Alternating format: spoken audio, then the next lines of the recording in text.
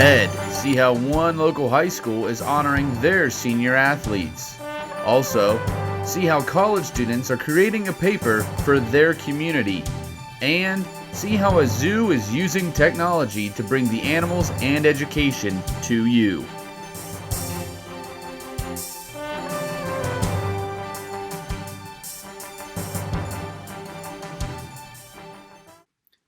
Good afternoon and welcome to News at Noon, covering Northern Ohio, Pennsylvania, and Maryland. I'm Ryan Moreland. We start off with a story that is going to affect the parents, teachers, and students of Ohio. Governor Mike DeWine announced that Ohio schools will remain closed for the rest of the school year. Governor DeWine said that the two reasons behind extending the closures were student safety and continuity for students. Right now, DeWine is unsure if these closures will extend into the fall semester. The state is looking into a blended instruction that would combine classroom and online learning. With the announcement of K-12 schools being remote for the rest of the year, high school senior athletes had to be creative to shed light on their accomplishments. Claire Geary has more on the story. Typically, banners such as this one are hung for parents and patrons to see outside of the field. However, the class of 2020 got creative by showcasing their senior banners and more on their front door. The memory doors are used to showcase banners, varsity letters, pictures, and any memorabilia to showcase their hard work. Senior Molly Anderjack celebrated her 4 years as a member of the softball team. It's just putting so much pride in each other. Like, we're all counting on one another. Like, we're all grieving. But counting on one another kind of just builds up even more confidence than what we already have. Fellow teammate and friend Katie McNulty also participated in the event. I think when it first started, it was more towards people who are getting their spring seasons taken away just to kind of reminisce and put their varsity letters on the doors. And then it kind of opened up to everybody just because I think we're all mourning the same thing, but a lot of us, like I play softball, so I think it hit a little bit harder not getting that senior season. Other student athletes participated as well, from football to cross country, showing unity as a class. The seniors will be recognized in the yearbook as they submitted their pictures for the final seasons. Reporting for News at Noon from Avon Lake, Ohio, I'm Claire Geary. The school also left the stadium lights on for 20 minutes to honor the seniors. Thanks, Claire. Another group of students are making news in Ohio. College students near Cincinnati are trying to give their community something to smile about. News at Noon reporter Brad Walker has more. Whether you are getting your news from the newspaper, the television, or maybe even social media, you may notice that things can seem negative at times during the COVID-19 pandemic. Well, a group of college students from the Cincinnati area is trying to showcase their community in a positive manner. Target audience is basically the west side of Cincinnati. So the west side community is like a really big community here. So kind of our purpose is to do a lot of feature stories, primarily local businesses that are really taking a toll right now, and to kind of emphasize them. The paper helps to show off the businesses, but it also helps share the students' talents, as many of them will not be able to use their skills this summer because of cancellations to their internships. Typically with that, I just have been trained to want to keep growing professionally, and I know my friends felt the same way. I think it's just a really cool thing that we could use our own skills and what we're learning and kind of adapt with that and make an impact. Lambers wants to remember this time as a positive rather than a negative. I want to look back on this time and say, oh, I actually did something to make the world a better place, or even if it's just like my community, things like that. I wanted to really use my skills. With all the news floating around COVID-19, this newspaper has been a breath of fresh air for those reading it. Reporting in Louisville, Ohio, for News at Noon, I'm Brad Walker. Thanks, Brad. This newspaper is just one creative effort that we have seen to help cheer up people during this difficult time. Starting a newspaper right now might be a gutsy move, however. Newspapers have been fighting an uphill battle for some time, but the COVID-19 pandemic has crippled the industry. Newspapers across the country are cutting jobs or halting publication. Now, for the first time ever, the News Guild Labor Union is asking Congress for financial help. Many other news media guilds have also tried to obtain government funds, according to the Washington Post. The COVID-19 pandemic has made planning a wedding an even more difficult task than normal. News at Noon reporter Caitlin Hunt shares how one future bride is handling the quarantine. When little girls imagine their wedding day, they imagine themselves in a big white dress, surrounded by friends and family. But what little girls don't dream about is a global pandemic. And with COVID-19 closing bridal shops, churches, and other businesses, brides are having to make adjustments to their big day. When Cassandra Keen's fiance Joe proposed a year ago, she was overjoyed. And within 3 days of the proposal, Keen had already booked a venue and a caterer. Big ticket things. I got all that done even before I started classes in August. Then the COVID-19 outbreak began, and Keen said the virus and social distancing requirements took her by surprise. She says the effects of the outbreak didn't sink in until later. I had no idea or no thought in my mind that this would affect my wedding, probably for the first week or two. Luckily, Keen said she has a good relationship with the small businesses helping with her wedding, and each of them have been accommodating. Keen has also been relying on a bridal Facebook group. She says this is where she started to gather ideas for a plan B for her wedding. Took a lot of ideas from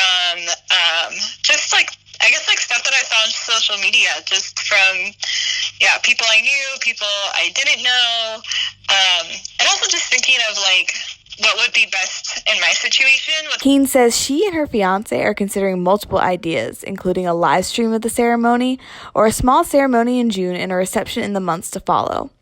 While COVID-19 is affecting her dream wedding, Keen says how the wedding happens isn't important. I'm still marrying the love of my life, and, a virus isn't going to affect it. Keen says she still plans to move forward with her June wedding date, and she'll make adjustments as needed. For News at Noon from North Canton, Ohio, I'm Caitlin Hunt. Thanks, Caitlin. In Ohio, Governor Mike DeWine has said that weddings and funerals can still happen, but advises families to keep the ceremony small. But it's not all bad news for those planning a wedding. Busch Light announced this week that they'd be giving away beer to any couples that had to change their wedding plans. Couples that post pictures of themselves on social media using the hashtags Busch Wedding Gift and Sweepstakes will be entered for a chance to win a year's supply of Busch Light. And good luck to those who are trying to compete. And now we go from beer to books. Right now, people are unable to go to the library to pick up a book or attend a program as all libraries are closed. However, a library in Western Pennsylvania is bringing the library to you. News at Noon reporter Brian Kerp has the story on how that library is still serving its community. People can do quite a bit at the library. They can check out books and movies, browse on the computers, and even attend public events. But since the COVID-19 pandemic shut down libraries, the doors here at Northern Tier Regional Library are locked, the parking lot is empty, and all the people are at home. When the Northern Tier Library closed on March 13th, patrons had items checked out, items on hold, and expired library cards. Northern Tier and other libraries in Allegheny County took measures to resolve the situation. If anyone has a physical item out, a book or a CD or a movie, at this point it's not due till May 15th. We've frozen all the holds. We renewed everybody's library cards too, so even if it had expired, we renewed it so they could still do ebooks. Since patrons can't physically go to the library, the Northern Tier Library is bringing resources such as ebooks and other programs to the patrons, virtually in their homes. We are doing a lot of stuff online. We have a lot of the children's programs, and we're doing some online stuff for adults too. We did an online book discussion group the other day. Hi everybody and welcome. The library held 17 virtual programs in March, ranging from children's story times to adult programs. Those programs combined for over 5,400 views. When the library finally opens back up, Director Diane Illis has a goal for her library and the patrons. My biggest goal is to still be relevant to our patrons, because I don't want this, if people don't have their library for 3 months, think, oh, you know what, I did okay without that. I don't want that to happen. I still want to be a part of their lives. Every summer, Northern Tier Library holds a summer reading club for children and teens. Illis said the program will still take place, but some events will be held virtually. Reporting for News at Noon in Gibsonia, Pennsylvania, I'm Brian Kerp. The Northern Tier Library is one of 46 public libraries in the Allegheny County Library Association that are closed. there is no date on when the libraries will reopen. While many are finding creative ways to overcome the quarantine, many events have had to close altogether. The latest event to be canceled is the Scripps National Spelling Bee. Many 8th graders were looking forward to their last chance to compete. Scripps said that it will not change eligibility requirements next year to allow those who missed out to compete. This is the first time the spelling bee has been canceled since World War II. Moving on from bees to bigger animals, zookeepers are facing the challenges of quarantine. One zoo in Pennsylvania is using technology to connect to the public. News at Noon reporter Paige Miller has the story. Many pets are receiving an increased amount of attention from their owners during the pandemic, but zoo animals are receiving a lack of human interaction because zoos are closed. At the Elmwood Park Zoo, education animals face a disrupted routine. Instead of traveling around Pennsylvania to teach the public about the environment, they are guests on a daily TV program hosted by zoo staff like Laura Houston. Our rabbits, who are so used to interacting with people, have been some of the most challenging just because they're active and they're playing and they're having fun, and we're having to, move after them and also try not to jiggle the camera around too much. Rosie the tarantula, Pokey the porcupine, or Snowbell the snowy owl can show off their unique skills to bigger audiences than the zoo may typically get. Without the revenue from visitors coming through the gate, sales in our nature shop, and education programs, it's anywhere from $18,000 to $33,000 a day that we're not bringing in. But we still need to feed animals. Zoo school episodes have reached bigger audiences in hopes of bridging the gap of missed revenue, as well as an emergency fund to help Elmwood Park Zoo operations. Zookeepers are enjoying one-on-one time with their animals, just as families are enjoying one-on-one time with their pets. Reporting for News at Noon from Norristown, Pennsylvania, I am Paige Miller. To learn more about the animals cared for by the Elmwood Park Zoo or to watch the zoo school episodes, visit elmwoodparkzoo.org. An elementary school in Sheridan decided to turn their annual father-daughter dance into a virtual one. According to WKYC, third grade families of Munson Elementary all pitched in to create tickets, fun backdrops, and help their daughters get ready for the dance from the safety of their homes. The girls were able to dress up and dance with their fathers while interacting with their classmates for a night of fun and new memories. You can find more information on all of these stories and more at woub.org/medialab. This, unfortunately, is the last broadcast of the year for News at Noon.